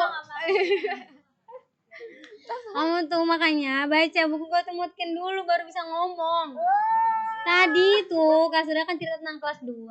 Kelas 2 Kak Sudah nggak ada remet, kelas 3 ada remet 1. Fikih. Karena waktu itu posisinya saya dengerin bentar. Posisinya saya itu besok ujian fikih, hari ini saya berangkat dari Indonesia ke Mesir. Di Umi itu udah pesan, kamu di jalan dibaca buku fikihnya. Ya saya bilang iya Mi dibaca. Masalahnya di jalan saya tuh tipenya kalau naik kendaraannya jalan, saya tuh pasti tidur. Jadi di pesawatnya nggak dibuka bukunya gitu. Ya besok ke kelas ujiannya Bismillahirrahmanirrahim. Ternyata remet. Ternyata dalam kehidupan kakak Saudah juga ada loh fase di mana kakak Saudah juga pernah mengalami kegagalan. Bahkan bukan cuma sekali ya kan kak pastinya. Nah, di situ Allah pengen mengajarkan kita bahwa kita ini manusia biasa. Seberusaha apapun kita, tetap kuasa Allah itu paling tinggi, ya kan? Jadi kalau kita menganggap ya aku loh bisa semuanya. Nah, di situ pasti Allah mengajarkan kita kegagalan gitu. Karena dari kegagalan itu kita tahu bahwa kita ini bukan siapa-siapa tanpa Allah gitu, ya kan? Jadi kita bukan siapa-siapa. Kalau kalian merasa kesusahan, kayak kok susah banget sih, ya ada Allah gitu, ya kan? Ya. Terus ada pertanyaan lain? Sudah terjawab, kakak? Iya, terima kasih, kakak Nuse. Ngapain baca ya kan? Ya. Terus ada yang mau tanya lagi? Ayo silakan. Ada yang mau bertanya lagi? Mumpung nih kan ya, mumpung iya Zinda silakan. Nah pernah nggak sih ngerasain malas ngantuk di kelas gitu kan ya? Terus kemudian murojaah 5 juz tuh, yang murojaah 5 juz tuh kan, ya gimana tuh kak gitu kan? Siang 3 juz tuh juga gimana? Pernah nggak ngerasa malas? Oh ya belum selesai. Ya Allah. Gimana cara ngatasinnya terus gimana caranya biar putus aja. Ya, nanti gimana cara ngatasinnya juga ya. Bismillahirrahmanirrahim. Selama saya masih manusia, pasti saya malas. Apalagi tadi saya udah bilang di awal, saya ini orangnya nggak ambisius sama sekali gitu, bahkan lebih condong ke malas gitu. Saya tuh butuh menemukan alasan yang menurut saya masuk akal, yang jadi saya bisa melakukan itu. Seperti tadi yang saya bilang, saya tuh awalnya nggak tahu kenapa saya harus berprestasi, makanya saya nggak pernah mencoba untuk berprestasi karena saya nggak tahu alasannya. Ketika saya sudah menemukan alasan menurut saya masuk akal, baru saya mau melakukan itu gitu. Karena malas itu manusiawi, saya juga pernah malas atau mungkin dibilang sering malas. Jadi sebenarnya cara ngatasin malas tuh variatif, gimana kitanya aja gitu.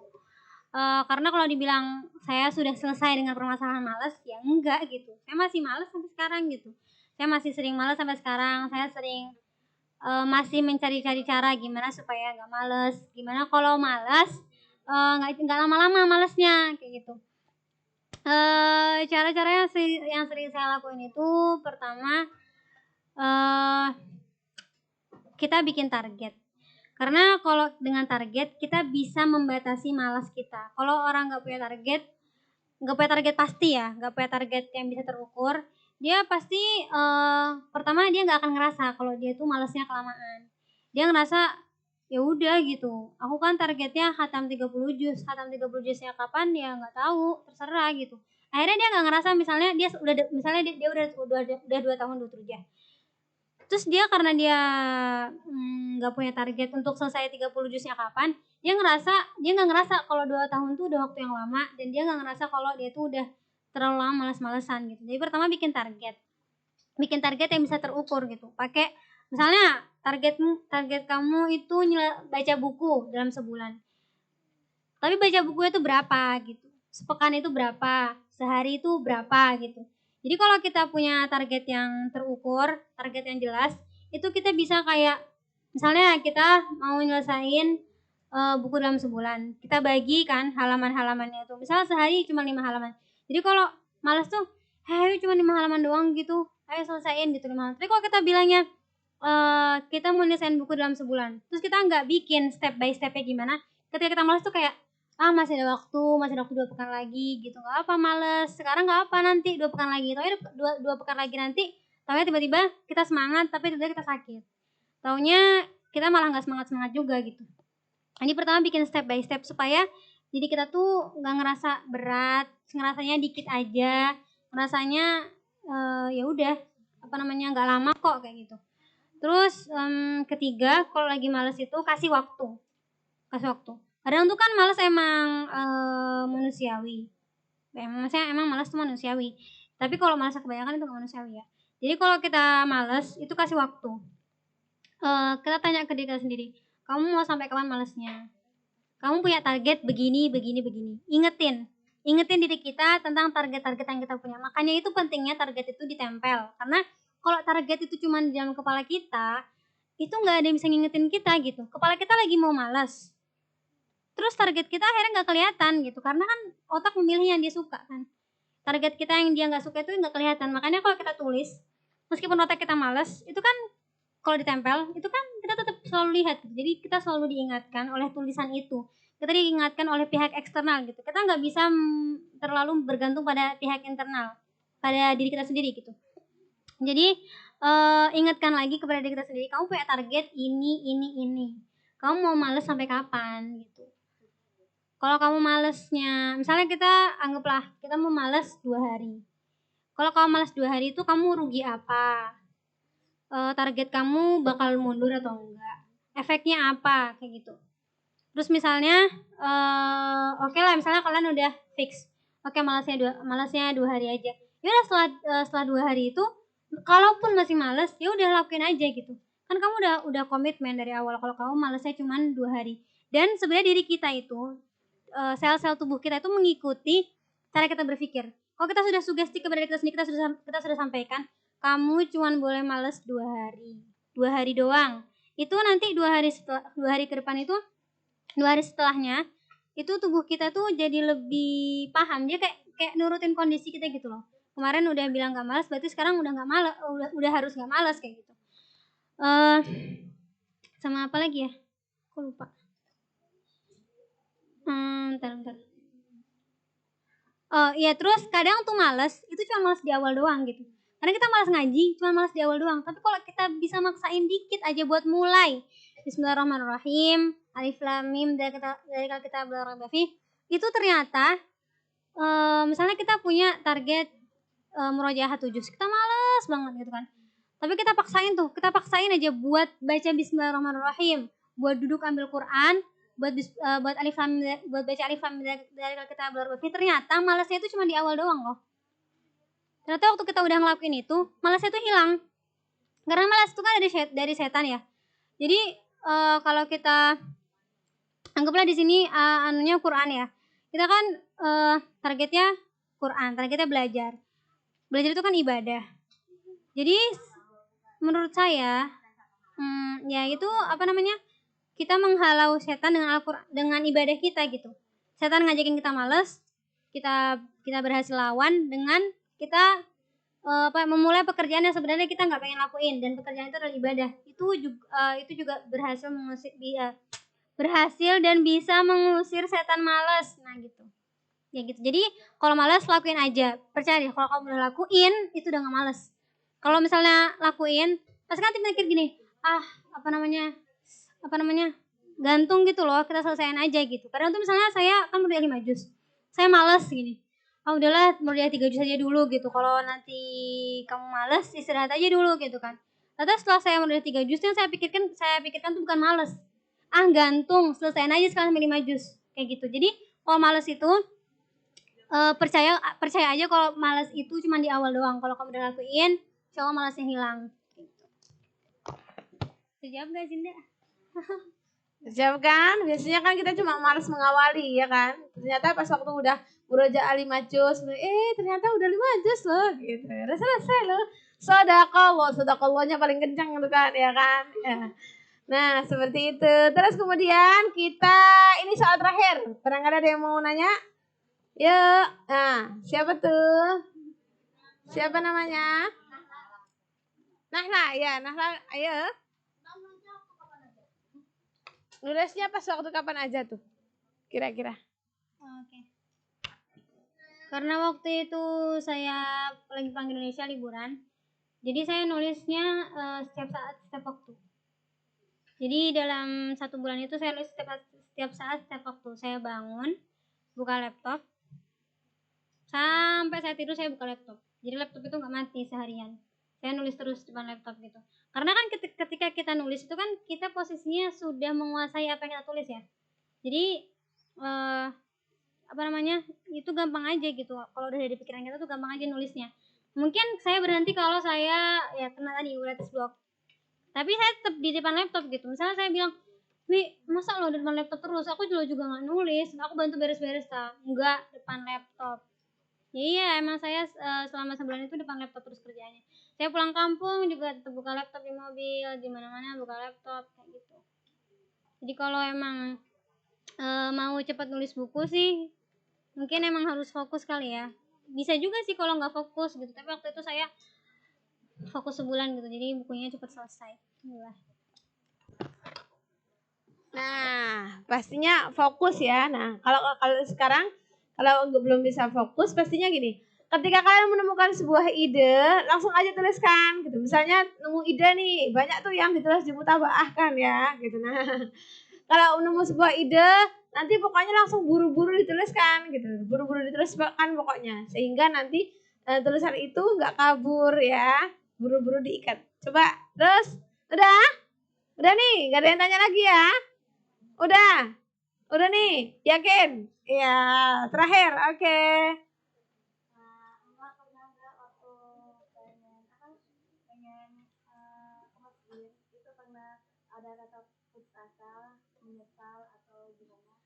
Nah, belum baca nih kayaknya buku Mutkin ya. Dalam buku Mutkin itu dituliskan gimana perjalanan kakak Sauda di Mesir ya.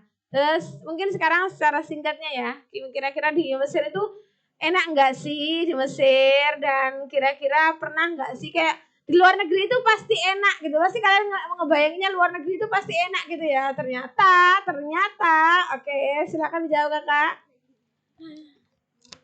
Bisa dibilang perjalanan Mutkin saya itu lama banget. Saya hatam umur 7 tahun 8 bulan dan baru merasakan enaknya murojaah, enaknya Mutkin itu. Karena kalau orang gak Mutkin dia susah, maksudnya bukan gak bisa, tapi murojaah itu pasti selalu susah buat dia.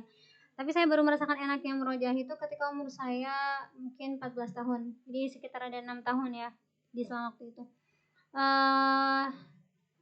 1 tahunnya itu saya di Giza, 1 tahun terakhir itu saya di Giza, saya mutkinkan hafalan saya di Giza. Jadi Mesir itu emang nggak enak ya. Maksudnya jangan bayangkan Mesir itu sebagai negara Eropa yang bikin orang kalau ke sana nggak pengen balik ke Indonesia. Enggak. Mesir itu justru bikin kamu pengen balik ke Indonesia. Mesir itu nggak enak gitu.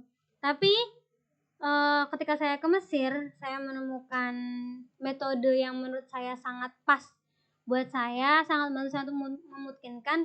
Semua ketidaknyamanan itu hilang karena saya sudah merasakan rasanya 5 tahun gak nyaman dengan hafalan saya. Jadi 1 tahun gak nyaman cuman karena kondisi tempat dan waktu, tapi nyaman dengan hafalan menurut saya itu jauh lebih baik daripada 5 tahun sebelumnya yang tempatnya nyaman, kondisinya nyaman, tapi saya sendiri gak nyaman dengan hafalan saya gitu. Karena sebagai seorang penghafal Quran kita pasti selalu kita punya tanggung jawab untuk menjaga hafalan itu. Jadi kalau hafalan itu nggak ada, kita pasti selalu ketar-ketir kan. Tidur tuh nggak nyaman gitu, makan tuh nggak nyaman, main tuh nggak nyaman, belajar tuh nggak nyaman, karena kita merasa ada satu tanggung jawab yang kita belum bisa menyelesaikannya dengan baik gitu.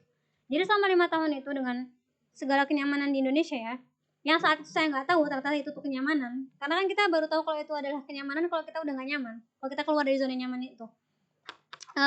Dalam 5 tahun ketika saya di Indonesia itu saya nggak nyaman dalam diri saya dengan hafalan saya sendiri gitu. Ketika saya ke Mesir saya ngerasa tempat yang nggak nyaman, tapi saya sendiri dalam diri saya tuh merasa nyaman. Ada itminan nafsi gitu, ada rasa nyaman dalam diri saya tentang hafalan saya yang selama ini mengganggu, yaitu menutupi semua keburukan Mesir. Kayak nggak apa aku di sini buat Al-Quran gitu. Jadi menurut saya 1 tahun saya di Giza, 2 tahun saya di Giza itu adalah waktu-waktu terbaik saya sih. Ya salah satu waktu terbaik saya. Kira-kira tadi yang nanya siapa? Kamu namanya siapa? Kamu tadi terjawab gak? Atau kamu mau nanya perasaan saya ketika saya berangkat ke Mesir?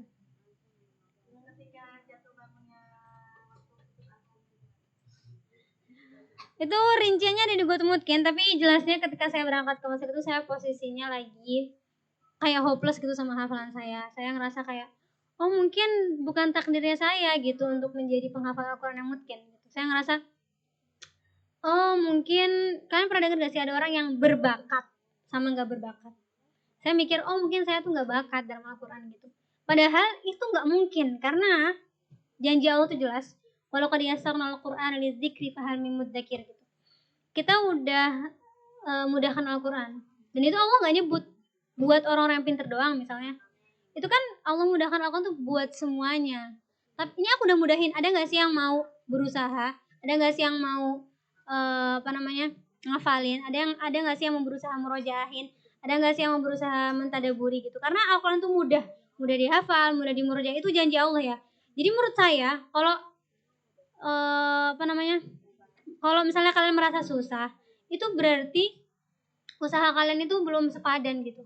Al-Quran itu kalau Allah nggak mudahin, kita baca aja tuh nggak bisa, karena itu loh dari Allah gitu, zat yang kita nggak bisa lihat. Gimana kita bisa baca perintahnya, gimana kita bisa baca kalimatnya gitu, zatnya aja kita nggak bisa lihat. Nggak orang maksudnya sebelumnya yang ngomong aja kita nggak bisa lihat gitu, gimana kita bisa baca omongannya kalau itu nggak karena dimudahkan dari Allahnya gitu. Terus itu juga ayat itu pikiran saya tuh sekelebat aja ya, karena saya sekelebat. Kenapa muncul pikiran itu? Karena saya benar-benar masa putus asa waktu itu. Tapi akhirnya saya kayak nggak boleh Saudah, itu namanya kamu nggak mengimani tauhid, kamu berarti nggak benar gitu. Jadi saya putus asa.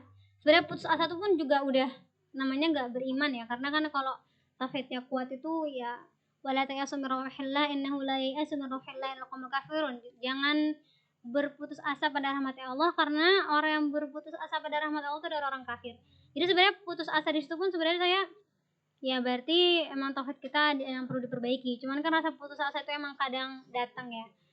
Tapi saya berusaha untuk untuk berpegang teguh lah pada tauhid yang saya imani gitu. Jadi ketika sekelebat bayangan itu datang, sekelebat pikiran itu datang, saya balik lagi gitu. Enggak Saudah, Allah tuh ngomong kayak gini, berarti itu benar. Dan itu saya jadikan tantangan. Kan Allah bilang faham mudzakir. Ada nggak sih kalian yang mau serius sama Al-Quran gitu? Udah aku mudahin loh, ada nggak sih yang mau? Jadi ini Allah lagi nantang gitu. Jadi kamu mau jadi orang biasa aja yang ya udah Allah nantang, oke, aku nggak tertarik, atau aku nggak mau, atau aku nggak bisa gitu. Kamu mau jadi yang mana gitu? Saya merasa untuk Allah saya harus terima tantangan, padahal sebenarnya saya nggak tantangan. Jadi misalnya kalau kalian misalnya aku di kelas terus ada orang yang pinter banget, terus nanti gini, kamu nggak mau kayak dia? Oh enggak sih. Jadi saya tuh orangnya nggak suka tantangan gitu. Misalnya kalau ada tantangan tuh saya ya udah nggak tertarik gitu. Tapi untuk kali ini, untuk Allah itu saya merasa harus menerima tantangan itu gitu, karena dia yang ngasih tantangan Allah kan. Jadi ya waktu saya berangkat ke Mesir tuh posisinya saya hopeless banget sama hafalan saya. Saya merasa ya mungkin Al-Quran ini berbakat sama nggak berbakat gitu, sama kayak pelajaran lain. Bahkan ketika saya sampai di Mesir pun saya juga masih terus putus asa sampai setahun kemudian, karena ketika saya ke Mesir itu saya nggak langsung nemu metode yang tepat, saya masih nyari lagi. Dan ketika di Mesir saya ngerasa gini, udah jauh-jauh ke Mesir tapi metodenya yang dipakai masih sama kayak di Indonesia. Terus ngapain aku ke Mesir, ngapain jauh-jauh ke sini gitu. Jadi 1 tahun, nah di 1 tahun putus asa itulah yang membuat saya akhirnya kena masalah sama K-pop itu. Ya jadi gitu. Itu cerita singkatnya, cerita selanjutnya ada di buku. Seru kan kayaknya tentang K-pop ya kan. Nah, ya K-pop itu ada gamblangnya di buku Go to Mutkin. Bagaimana sosok Kak Saudah juga pernah mengalami suka sama K-pop kan. Nah itu kira-kira gimana sih caranya beliau sehingga bisa terhindar dari itu ya. Mama udah baca? Secara umum insya Allah sudah. Kemarin kan ikut ya kan di bahasa Arab. Terus udah ya, udah. Terus kemudian gini aja, kayaknya tadi K-pop ini bikin melek nih. Kayaknya ada sesuatu nih dengan K-pop ya kan. Kenapa K-pop sehingga K-pop ini bisa bikin kalian melek ini kayak gimana gitu. Nah kira-kira menurut kakak yang pernah menjadi pecinta K-pop ya, pernah menjadi pecinta K-pop itu apa sih pesannya gitu sehingga nanti yang lain bisa semangat untuk lebih mencintai K-pop atau semangat untuk yang lain ya kan. Nah gimana kak, kira-kira pesannya apa gitu? Kalian semua di sini percaya nggak kalau K-pop itu haram? Percaya. Kalau haram itu berarti datangnya dari? Oke. Ada ayatnya. Bismillahirrahmanirrahim. Inna syaitana lakum aduun fattakhidhuhu aduwwa. Setan itu musuh kalian, maka anggaplah dia sebagai musuh gitu. Masalahnya kita udah tahu kan kalau itu haram itu datangnya setan, tapi kita jadiin apa? Teman kita. Kalau kita galau tuh kita ingat, kita dengerin lagunya gitu. Kalau kita gabut, kita dengerin lagunya. Kita stalkingin anggota-anggota boybandnya itu. Jadi sebenarnya itu sih pesan saya untuk kalian. Itu tuh musuh, jangan sampai salah kaprah gitu. Jangan sampai yang musuh kan anggap teman gitu. Kadang kan orang K-pop itu kalau ada yang ngingetin, jangan K-popan. Atau misalnya ada yang ngejelek-jelekin lagu K-pop, itu dia marah gitu.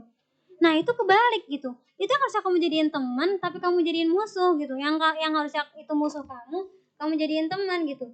Dan itu rugi banget ya, rugi banget kalau kalian tuh salah menganggap gitu, salah menganggap yang musuh jadi teman, yang teman jadi musuh gitu. Karena nanti ada ayatnya kayak gini. Wa qala asyaitanu lamma qudiyal amru innallaha wa'adakum wa'dal haqqi wa wa'adtukum fa akhlaftukum wa ma kana li 'alaikum min sultan illa an da'awtukum fastajabtum li fala talumuni wa lumu anfusakum ma ana bimusrikhikum wa ma antum bimusrikhi inni kafartu bima asyraktumuni min qabl innal zalimina 'adzabun alim. Jadi nanti di hari kiamat ketika orang-orang kafir itu udah ditetapkan sebagai bagian dari ahli neraka, orang-orang mukmin itu sebagai ahli surga gitu. Setan itu bakal bilang, kan nanti kita bakal nuntut, kok kita sih, kan orang kafir itu bakal nuntut gitu. Kamu loh yang ngajakin kita ke neraka, kamu tanggung jawab dong gitu. Tapi kata setannya gini, Allah itu ngasih kalian ngejanjiin kalian sesuatu yang baik. Aku juga ngejanjiin kalian, tapi kalian tuh gak percaya sama janjinya Allah, kalian lebih percaya sama janjiku. Aku tuh gak punya kuasa buat bikin kalian nurut sama aku. Jadi pilihan nurut sama setan itu bukan dari setannya. Setannya milih, aku mau kamu nurut sama aku, terus kamu jadi nurut, itu enggak. Nurut sama setan atau enggak nurut sama setan pilihan dari kamu. Jadi setan bilang, yang milih nurut sama aku tuh kamu loh ya. Aku gak punya kemampuan untuk bikin kamu nurut sama aku. Jadi salahkan diri kalian sendiri, jangan nyalain aku. Fala talumuni wa lumu anfusakum. Jangan marah-marahin aku gitu. Jangan minta tanggung jawab sama aku. Jangan salahin aku, salahin diri kalian sendiri. Yang kenapa kok mau ngikutin aku padahal kalian tuh udah dikasih tahu kalau janjiku itu palsu. Kenapa kalian maunya sama aku gitu? Padahal Allah tuh ngasih janji juga ke kalian dan janji Allah tuh bener. Tapi kenapa kalian mau ngikutin sama aku? Jadi setan itu nanti lepas tanggung jawab. Misalnya kalian suka dengerin K-pop, terus akhirnya dimarahin sama orang tuanya, misalnya HP-nya disita gitu. Nanti kadang tuh ada anak-anak kan marahinnya orang tuanya gitu. Loh kok HP-ku disita gitu, terus kalian nangis-nangis. Di situ kalian itu mau nyalahin siapa? Di situ setan tuh lagi ngomong ke kalian, fala talumuni gitu. Jangan nyalahin setan gitu. Kalau udah akibatnya dia buruk ke kalian, jangan nyalahin aku gitu. Misalnya orang zina ya, dia dirayu sama setan, terus dia mau ngikut, terus dia berzina, terus ketahuan orang tuanya, terus misalnya dia diasingin atau dia nabung dari punya anak, terus dia gak mau tanggung jawab, dia mau nyalahin siapa? Dia nyalahin setan. Gak bisa kan? Karena semua kendali diri kita tuh ya ada di diri kita sendiri gitu.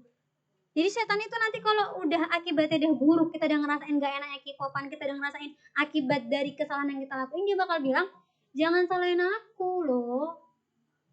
Terus kamu mau nyalahin siapa?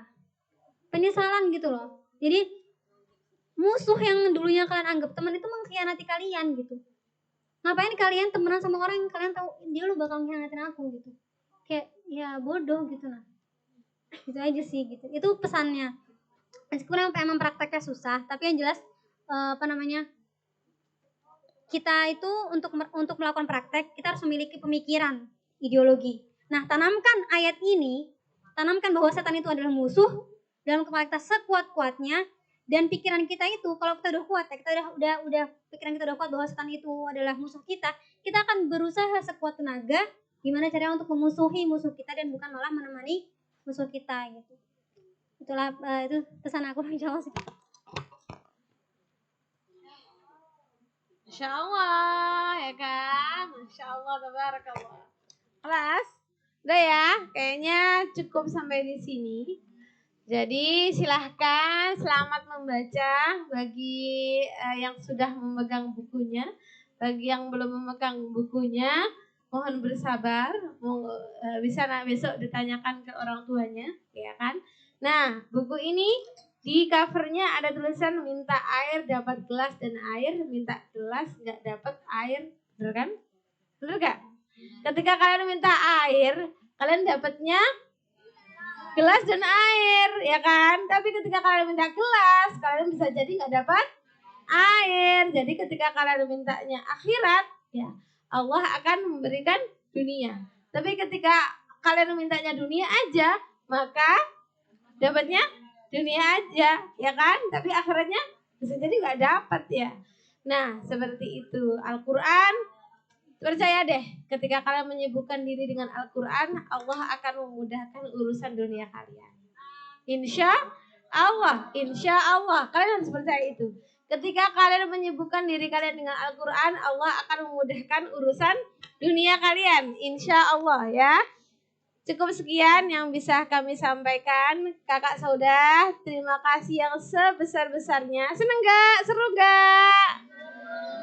Jadi kakak Saudah biar cepat pulang lagi ya kan, biar kita bisa bincang-bincang yang lebih panjang lagi nantinya. Kita buat sesi-sesi lah nanti insya Allah. Ya, jadi kakak Saudah balik kapan nih ke Mesir? Tanggal 19. Nah, Masya Allah kan, di sela-sela kesibukan beliau menyempatkan untuk berbincang-bincang dengan kita. Jadi kalian di sini adalah orang-orang yang beruntung, Masya Allah ya. Cukup sekian yang bisa kami sampaikan. Kurang lebihnya kami mohon maaf yang sebesar-besarnya.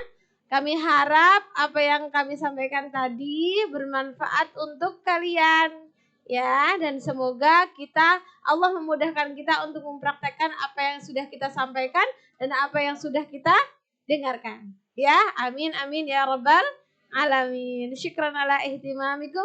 Assalamualaikum warahmatullahi wabarakatuh. Doa ya? Ada doa ya?